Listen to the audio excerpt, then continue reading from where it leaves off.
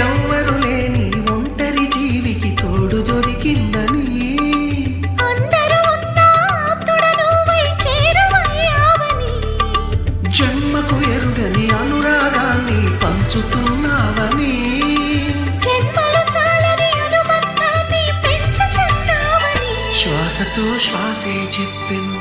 మనసుతో మనసే చెప్పెను ప్రశ్నతో బదులే చెప్పెను నేను